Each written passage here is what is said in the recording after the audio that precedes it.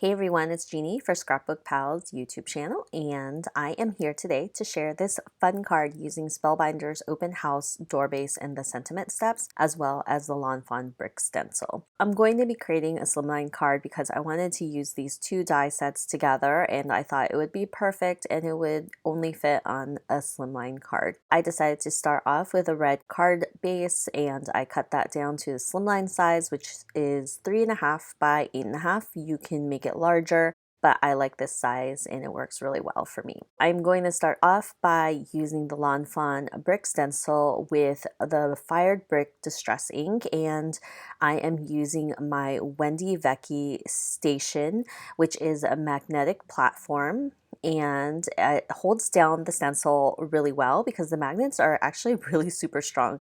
I just inked that up really lightly to create that brick background, which is also why I opted to use the red cardstock. Since these two sets are die cuts, I decided that I would pull out a bunch of different colors because I really didn't want to color up a lot of parts. So I'm pulling out all the little pieces that I'm going to be using for my card today, and I'm not using every single piece, but I am using some pieces. And for the open house sentiment steps, I thought it was really cool because you can interchange the steps and have different sayings and greetings. So I have all my die pieces out, and I am going to use my Xyron sticker maker for some of the smaller pieces. I just run it through, it adds adhesive on the back of the cardstock, and I really like it when I have really small die cuts and I just want to add adhesive to it so I don't have to use liquid glue or anything like that. So I am taking all my smaller pieces and running it through my Xyron sticker maker. For my larger pieces, for the white cardstock and black cardstock, I decided to use this 6x6 double-sided Scortape adhesive. So I just remove the backing and I will add the cardstock directly on top, and that adds adhesive on the back of my cardstock, and I can run it through my die cut machine. I will say that the Scortape double-sided adhesive is a little bit thicker than the Xyron sticker maker, so I had a bit of trouble with some of the die cutting. It wasn't a big deal. I just took my scissors to it. I realized that I actually cut the cardstock, but I just didn't cut the backing. Regardless, it worked.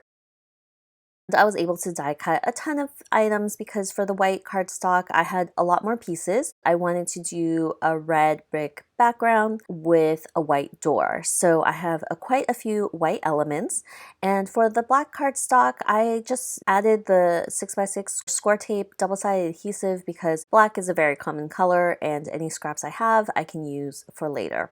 For the gold cardstock, I actually realized that you have to use both of the dies to create a little frame for the windows and the top window of the door.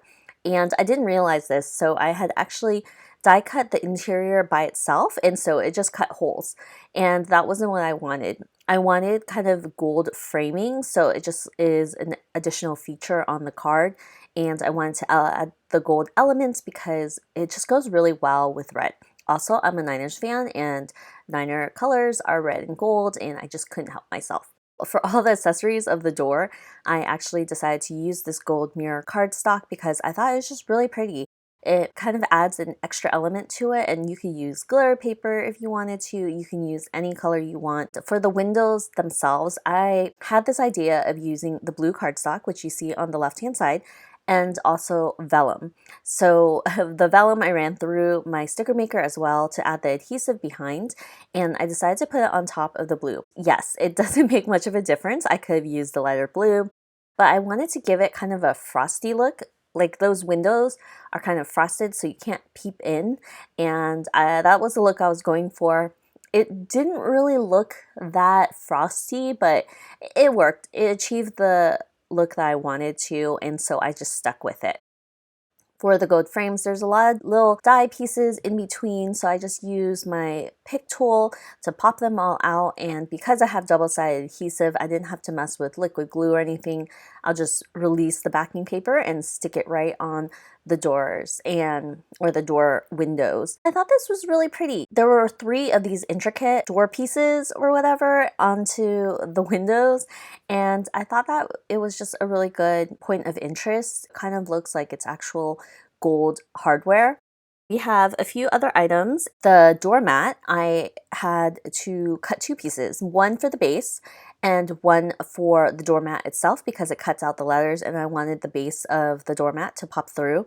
Originally, I was only going to use one piece of paper and do a die inlay, but this was way easier. I did take my Copic markers just to add a few areas of dimension for the rug itself, just to make it look more dimensional. The stairs as well, because I really didn't want white stairs. I wanted gray stairs to kind of match the concrete on the ground. And that's what I did. I went in with warm Copic markers just to color it up, add a bit of dimension. The stairs actually come with another die that includes like the top step, and that adds the dimension and really makes it look like it's elevated. And I was really happy with how it turned out. For those shadow steps, I just went in with dark color. It worked really well. Just colored it up and then I moved them over onto the stairs, and you can see the stairs transform and it just looks really realistic. So I think that the stairs generally are kind of cool. I have these tiled stairs near my house and I think that those are so fun. So I think if I were to make this card again using this die set, I might even add some stenciled patterns onto the steps and just give it an extra element to it. I think it's fun. For the door itself, I just added a little bit of gray shadow just to accentuate some parts of it. I think that the Copic markers really help make it pop a little bit. So the windows are going right on top, and there are the embossed areas. It's really hard to tell in the video, but they are there. So once you die cut it, you'll know exactly where to put the windows. And then they have these two little rectangles that go right in front of the door, and this door is really coming together. As a reminder, there is double-sided adhesive on these, so I can just remove it from the backing and I can put it directly onto the card. I think the most extensive part of this card is just die cutting everything and getting all the different elements in the color that you want. Additionally, for the little leafy pieces, I wanted this on the wall of the brick and I wanted it kind of hanging on the house.